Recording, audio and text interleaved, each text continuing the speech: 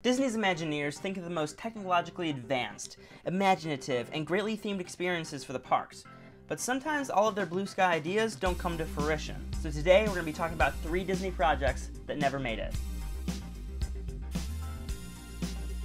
In no particular order, we are going to start with Geyser Mountain. Said to be a Tower of Terror style ride, guests would aboard a huge drilling machine that gets caught in a geyser and thrown into the air. Planned to be built between Fantasyland and Frontierland in Disneyland, the ride would be the perfect continuation of Big Thunder Mountain with pine trees and other canyon stuff.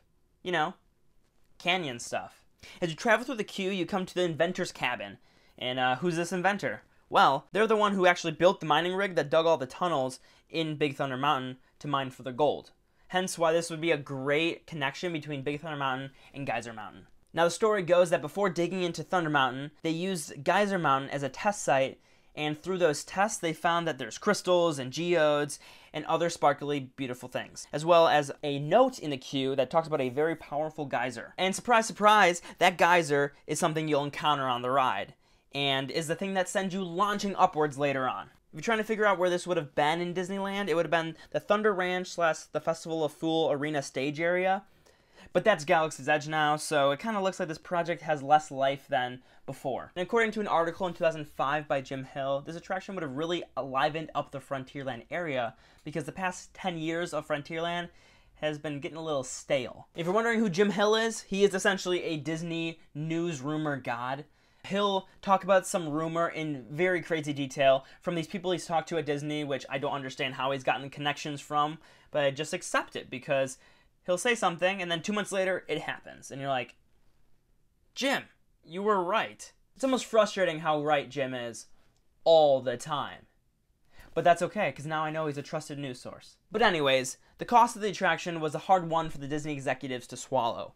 The cost of Tower of Terror in Hollywood Studios was very expensive, and essentially that would be the same technology they're using for Geyser Mountain. But the executives still really like the idea of the ride, so they're like, hey Imagineers, how about you make some models, and then we'll rethink it and see where we're at. So the Imagineers made the models, and they also closed down Cascade Peak in Disneyland in October of 1998, hoping that, oh, this closure would add some space, reduce some costs, so that Walt Disney Management could greenlight the project, but it didn't change things. And also, the addition of Tower of Terror at California Adventure didn't really help Geyser Mountain's odds, since Disney didn't want to add too many rides with the same technology.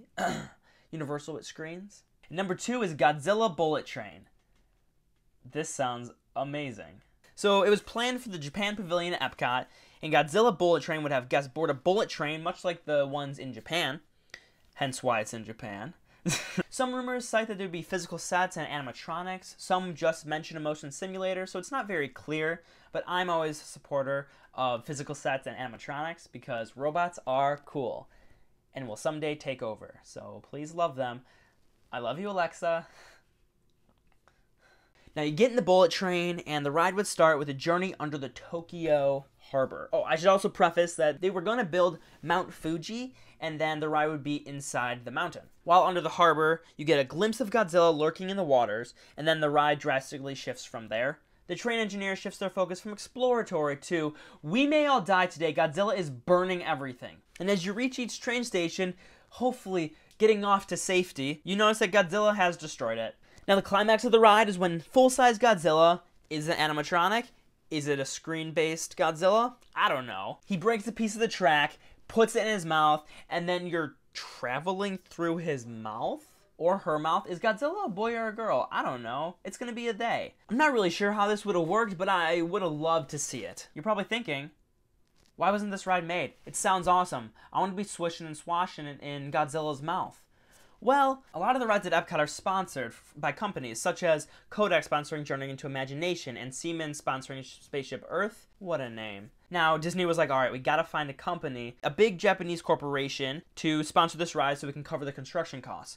But they couldn't find a company. And that's one rumor. Now, another rumor is that the rights to Godzilla were taken because Sony and TranStar got the rights to make an American version of a Godzilla movie, and it was at the same time that the attraction was being talked about. This ride I really would have loved because it would have added a necessary thrill ride in World Showcase that doesn't have many rides. Number 3, Mickey's Madhouse. an omni-mover style ride where you travel through the mind of a crazed, bloodthirsty Mickey that has learned his favorite snack is flesh. I wish. But the name does lend itself to something weirdly dark and off the walls. But I'm taking it back to 1970s Disneyland. Now, before Toontown was constructed, there was an idea of having Dumbo's Circus Land. Now, this land would have been a circus-themed land, and it kind of reminds me of Storybook Circus in Magic Kingdom, but a little more out there. I won't go too much into detail. There are videos online about Dumbo's Circus Land, but I am going to talk about one of the attractions in the land, and that is Mickey's Madhouse. The ride was a Wild Mouse-style coaster in a dark ride setting, and guests would be sent back to the world of the black and white Mickey Mouse cartoons. In the book Working with Disney, Interviews with Animators, Producers, and Artists, Disney animator and engineer Bill Justice was quoted about Mickey's Madhouse saying, "You'd see film clips of these old cartoons on each screen. There would be about 5 or 6 different scenes, and there'd be an overall music track. Fun music, with maybe Goofy playing a washboard here, and you'd hear the washboard sound. Maybe Mickey's on a bunch of pots and pans over there, and you would then hear that sound from there. As you go through, you'd see all these different things, and we'd have little animated figures, dimensional figures, that would keep time to the music, like It's a Small World." It sounds like a fun original concept. We don't have Mickey in any of the rides in the park, so this would have been a really cool addition to get Mickey in the rides. It does sound very familiar to something, but I don't know.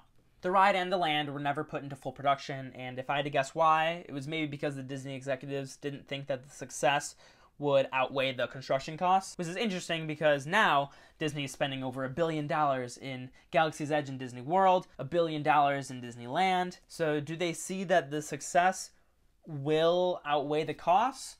Or are they just banking on, oh, this is a very profitable franchise, it's going to make its money back, we can throw as much money as we want on this project as we need to? And so is that making them shy away from original projects, original ideas that aren't based on IP? In my opinion, I think there should be a blend of IP attractions and original Imagineering concept attractions. I think having that blend is going to work because if you think about it, many people's favorite rides are original Disney ideas such as Haunted Mansion or Big Thunder Mountain Railroad, but I'm not shooting down the IPs either. I mean, Rise of the Resistance had fantastic reviews. I mean, Navi River Journey, never River Journey, never riding that again. I mean, Flight of Passage, it's still like a 2-hour wait, and that ride's been open for well over 3.5, almost 4 years now. So those are just 3 of the Lost Disney attractions. There are so many more. It was really hard to decide which ones I'm going to talk about. I think a lot of these projects never truly leave Walt Disney Imagineering. I mean, think about the Mickey Madhouse one.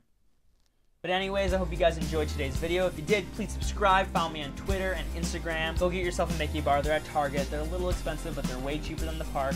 So buy one at Target, buy one at the parks. Compare the size, compare the taste. Which chocolate's better? I don't know. You gotta do it for yourself. You gotta let me know. I'll see you guys later. Alright, bye. See ya.